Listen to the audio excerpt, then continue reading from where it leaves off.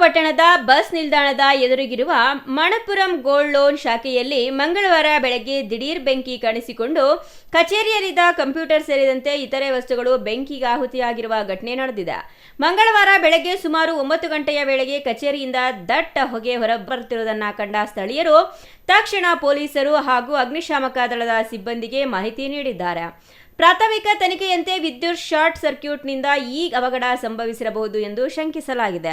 ಬೆಂಕಿಯ ಕೆನ್ನಾಲಿಗೆಗೆ ಕಚೇರಿಯಲ್ಲಿದ್ದ ಪ್ರಮುಖ ದಾಖಲೆಗಳು, ಕಂಪ್ಯೂಟರ್ ಉಪಕರಣಗಳು ಹಾಗೂ ಪೀಠೋಪಕರಣಗಳು ಸುಟ್ಟು ಭಸ್ಮವಾಗಿವೆ. ವಿಷಯ ತಿಳಿಯುತ್ತಿದ್ದಂತೆ ಸ್ಥಳಕ್ಕೆ ಧಾವಿಸಿದ ಪವಗಡ ಅಗ್ನಿಶಾಮಕ ಠಾಣೆ ಸಿಬ್ಬಂದಿ, ಪೊಲೀಸರು ಹಾಗೂ ಬೆಸ್ಕಾಂ ಇಲಾಖೆ ನೌಕರರು ಜಂಟಿ ಕಾರ್ಯಾಚರಣೆ ನಡೆಸಿ ಬೆಂಕಿಯನ್ನ ನಂದಿಸುವಲ್ಲಿ ಯಶಸ್ವಿಯಾಗಿದ್ದಾರೆ. ಇದರಿಂದಾಗಿ ಸುತ್ತಮುತ್ತಲಿನ ಅಂಗಡಿ ಮುಂಗಟ್ಟುಗಳಿಗೆ ಉಂಟಾಗಬಹುದಾಗಿದ್ದ ದೊಡ್ಡ ಅನಾಹುತ ತಪ್ಪಿದಂತಾಗಿದೆ. ಘಟನಾ ಸ್ಥಳಕ್ಕೆ ಪಾವಗಡ ಪೊಲೀಸ್ ಠಾಣೆ ಅಧಿಕಾರಿಗಳು ಭೇಟಿ ನೀಡಿ ಪರಿಶೀಲನೆ ನಡೆಸಿದ್ದಾರೆ.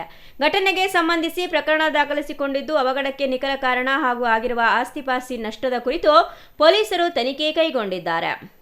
Pavagada Kondappa, CTV news, Pavagada.